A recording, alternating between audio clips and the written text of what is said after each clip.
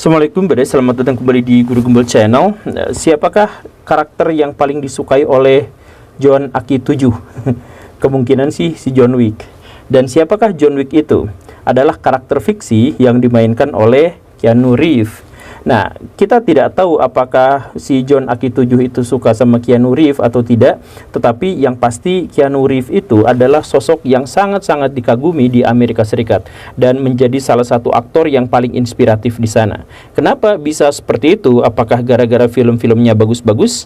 Ya, memang filmnya bagus-bagus, dan untuk beberapa karakter film-film yang dimainkannya itu menjadi sangat-sangat ikonik gitu, dan kita mengetahuinya sampai sekarang. Tapi bukan hanya itu, justru Keanu Reeves dikenal sangat baik dan inspiratif di Amerika Serikat gara-gara perannya di luar televisi, perannya di luar perfilman, yaitu karakter dirinya sebagai pribadi.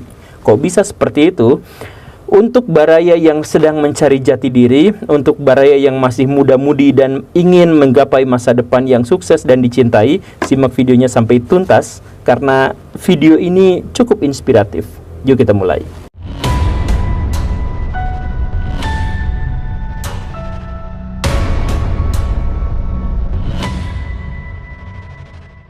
Ya, Baraya skip nggak sih intro yang barusan? Kadang-kadang saya tuh sangat kesel dengan intro saya sendiri. Ngapain juga ada orang yang mau nonton 10 detik sesuatu yang kosong, nggak ada apa-apanya gitu, nggak ada informasinya, nggak ada apa, cuman animasi yang digerak-gerakin sama guru gembul gitu. Tapi ya sudahlah. Kita mulai dari pertanyaan yang tadi di awal itu.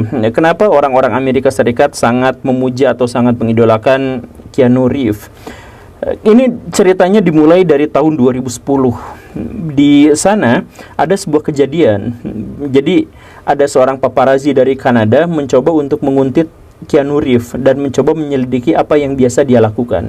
Ternyata sesuatu yang sangat-sangat sederhana dan banyak dilakukan oleh orang di seluruh dunia, tetapi menjadi sangat sederhana ketika yang melakukannya itu justru adalah Keanu Reeves. Apa itu? Makan sandwich di taman sendirian.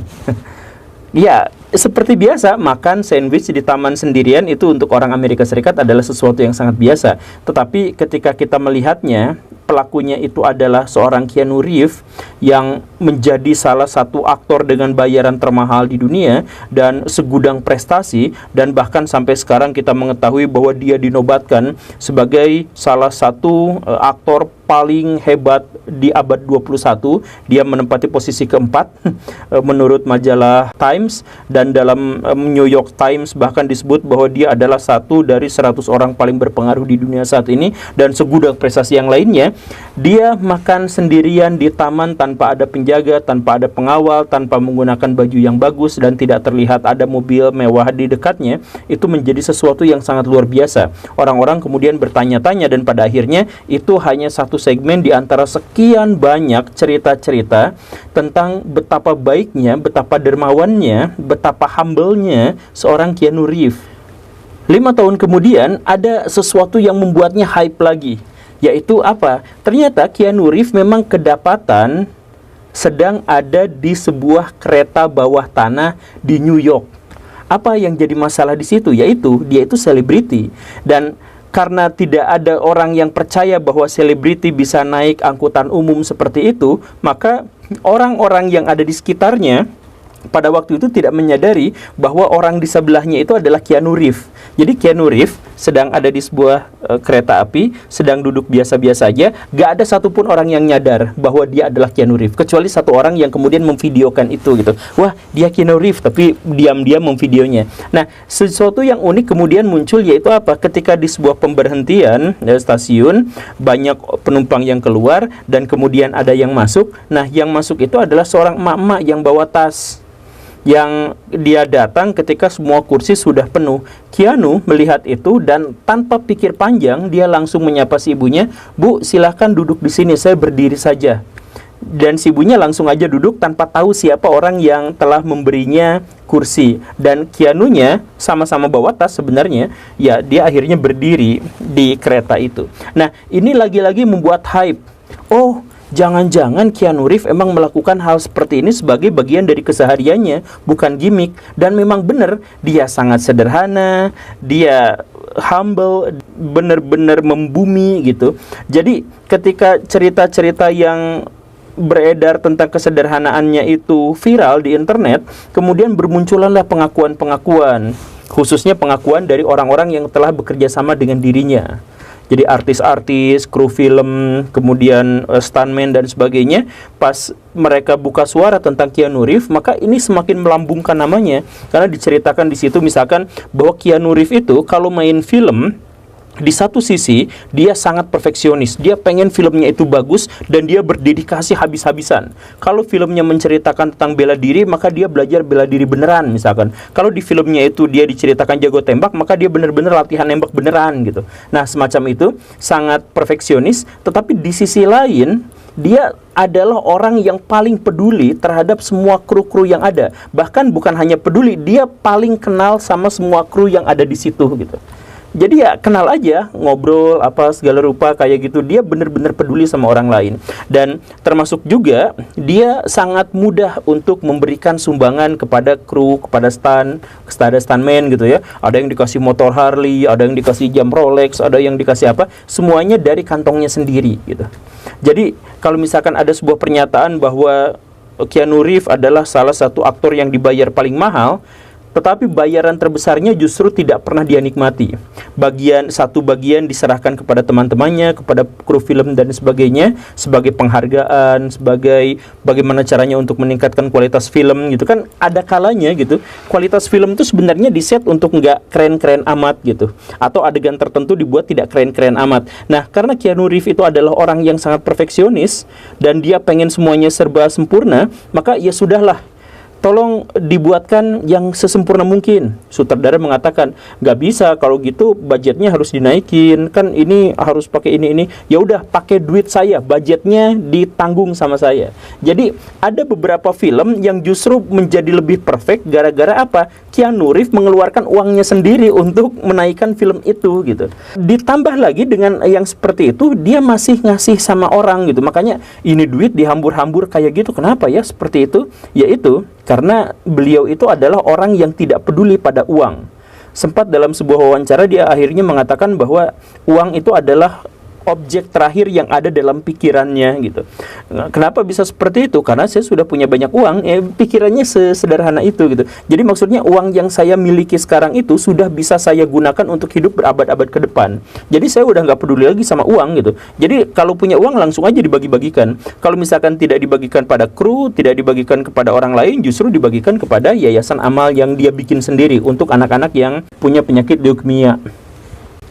Tapi kan Ronaldo juga dan selebriti yang lain juga terkenal karena charity-nya, karena filantropinya. Iya, tapi mereka tetap kaya gitu. Mereka tetap pakai mobil mewah. Ronaldo punya deretan mobil-mobil paling mewah yang dia sendiri tidak bisa menghitungnya karena banyaknya dan sebagainya. Nah, kalau Keanu itu dia menghabiskan uang untuk orang lain dalam kondisi itu benar-benar mengurangi kesempatan dia untuk mewah-mewahan, untuk hiburan dan sebagainya gitu. Makanya dia nggak punya mobil yang mewah gitu ya, mobilnya biasa-biasa aja. Dia punya beberapa motor gitu, tapi motornya juga kebanyakan dia koleksi itu motor-motor yang jadul, bukan motor-motor yang bagus gitu. Dan kalaupun ada motor yang bagus itu ya motor bagus yang sangat biasa aja gitu, yang kita sebenarnya bisa beli juga gitu. Jadi untuk sekelas aktor Hollywood yang prestasinya sangat luar biasa itu agak unik. Dan Baraya tahu nggak, misalkan ini salah satu filmnya ya, dan Baraya bisa langsung nanya sama Kang Cecep dan Kang Yayan gitu. Kan kita tahu ya di film John Wick yang ketiga itu ada adegan perkelahian antara John Wick, ya Keanu Reeves itu, dengan Kang Yayan dan Kang Cecep gitu, dikeroyok si John Wicknya itu ceritanya. Nah, Baraya kan kalau misalkan sudah nonton filmnya, Baraya tahu di adegan itu tuh nggak ada satupun yang mati gitu, tapi semuanya jadi baikan gitu. Nah, padahal dalam naskah aslinya itu John Wick itu ngematiin dua orang yang tadi itu. Kang Yayan tuh mati harusnya di situ tuh, Kang Cecep tuh mati harusnya di situ tuh. Tapi dalam adegan itu di balik layar John Wick melihat bahwa ini dua orang ini tuh luar biasa, koreografernya bagus, berantemnya beneran ahli gitu. Maka untuk menghargainya, menghormatinya, kemudian dia minta sutradara, udahlah sutradara, ini naskahnya kita ganti, jangan ada yang mati di sini, soalnya orang ini keren-keren gitu. Masa orang sehebat ini, orang sekeren ini tapi di filmnya malah dimatikan, kan kasihan. Nah, jadi level kepeduliannya itu sampai ngerubah naskah gitu. Makanya kalau misalkan kita melihat Kang Yayan dan Kang Cecep sampai sekarang masih hidup, nah itu gara-gara John Wick membiarkan dia hidup gitu, mengubah naskahnya. Ya itu malah lelucon gitu. Cuman maksudnya inilah yang menegaskan bahwa beliau itu adalah orang yang benar-benar peduli pada orang lain, termasuk kru-kru atau siapapun yang sebenarnya asing baginya sebelumnya gitu. Makanya ketika ini bermunculan, kabar-kabar bermunculan seperti ini, kru-kru film dengan tegas mengatakan bahwa apapun pujian, apapun sanjungan yang diberikan John Wick dari para wartawan, kami menegaskan bahwa Keanu Reeves bahkan jauh lebih baik daripada yang mereka ceritakan gitu. Jadi itu pengakuannya sudah sampai segitunya. Dan ini maksudnya kan kalau selebriti-selebriti itu terkenal karena skandalnya, terkenal karena kontroversinya dan sebagainya. John Wick tidak pernah memiliki kontroversi, tidak pernah memiliki skandal. Semuanya ceritanya itu tentang sesuatu yang sederhana, sesuatu yang humble, sesuatu yang baik dan sebagainya. Kontroversi terbesarnya paling cuman waktu dia datang ke Tibet untuk urusan amal, tetapi kemudian diinterpretasikan oleh Cina sebagai dukungan terhadap kemerdekaan Tibet. Dan akhirnya banyak orang-orang Cina yang kemudian marah sama Keanu Reeves. Udah itu doang gitu.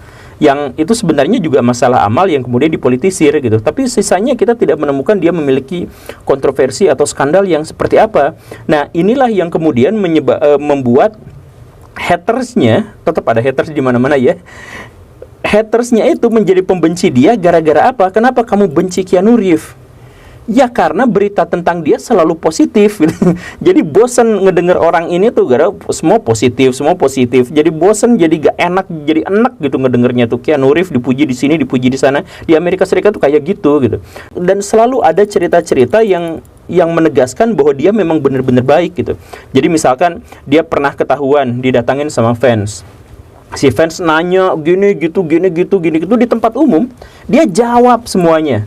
Nggak diusir, nggak disingkirin, nggak ada bodyguard yang menghalanginya dan sebagainya. Dia jawab semuanya, bahkan pertanyaan-pertanyaan sepele. Dan bahkan ketika si fans itu kaget, kok pertanyaan saya dijawab semua, dan dia terdiam, Keanu Reeves balik nanya sama dia, kamu ngapain ada di sini, kenapa begini, dengan sangat ramah seperti itu gitu. Atau misalkan ada kejadian yang lain lagi, misalkan ada orang random gitu ngundang dia di hari pernikahannya, didatengin. Jadi diundang pernikahan orang random, ya datang gitu, kayak gitu. Ya orangnya bener-bener merakyat gitu, bener-bener suka blusukan gitu, walaupun dia bukan politisi gitu. Terus ada lagi kejadian, kan dia itu bikin sebuah pesta penutupan film gitu ya, film dirinya sendiri gitu. Nah, akhirnya kan banyak orang yang datang ke satu tempat gitu. Nah, luar biasanya apa? Luar biasanya Keanu tidak ada di tempat itu sebagai orang yang hebat, yang apa kayak gimana. Dia justru dalam pesta itu ikut sebagai pesertanya. Datang, kemudian ngantri untuk dapat tiket, dan ngantrinya selama 20 menit dan di tengah hujan. Dan dia tidak menggunakan privilege-nya sebagai artis. Ya saya paling duluan kan, saya artisnya apa segala rupa. Enggak kayak gitu. Dia berberau aja sama rakyat gitu. Kemudian ngantri 20 menit di tengah hujan. Nah, ini tuh bukan sesuatu yang pura-pura, karena memang dia selalu seperti itu gitu. Selalu humble, selalu akrab dengan orang lain dan sebagainya. Bahkan kemudian akhirnya wartawan menemukan sebuah video jadul dibuat oleh seorang wartawan, tetapi ketika Keanu Reeves belum sangat terkenal, yaitu tahun 1997. Jadi pada waktu itu Keanu Reeves baru bikin atau baru membintangi sekitar 10-an film gitu, ya sebelum terkenal itu. Nah, dia tuh ketahuan selama berjam-jam, 2 atau 3 jam gitu, ngobrol sama gelandangan. Jadi ada gelandangan pengen curhat, pengen cerita ke orang random. Nah, dia datang, ya udah ngobrol gitu. Sampai Keanu Reeves-nya itu ikut ngasih makan, ikut ngasih minum, ikut ngudut, guling-guling di situ. Ya seperti gelandangan aja, seperti teman yang lama gitu. Padahal yang satu gelandangan, yang satu aktor terkenal, tetapi dia melakukan itu gitu. Nah, wajar akhirnya kalau orang-orang di Amerika Serikat itu begitu kagum, sangat terinspirasi dengan kehidupan dari Keanu Reeves gitu. Sampai-sampai dia disebut sebagai pacar internet gitu. Karena banyak sekali khususnya cewek-cewek yang menganggap bahwa dia itu adalah pria idaman. Bukan hanya gara-gara dia ganteng, bukan hanya gara-gara dia kaya, tapi gara-gara dia memang hidup sangat-sangat sederhana. Dan coba kita misalkan bikin listnya, dia bukan hanya sangat sederhana, bukan hanya ganteng, tapi dia juga anak band. Dia kan tukang bass gitu ya, dan backing vokal. Kemudian dia juga penulis buku, dia penulis komik juga. Kemudian dia pengusaha juga. Kemudian dia praktisi bela diri. Jadi cewek-cewek pasti merasa secure banget kalau ada dia gitu. Kemudian dia pengusaha, dia tajir, dia ganteng, dan dia setia pada pasangannya, dan dia tidak pernah bohong. Kan luar biasa ya. Jadi kalau misalkan di Indonesia harusnya ada satu kriteria lagi. Wah, sayang sekali dia belum mualaf, nah, gitu ya.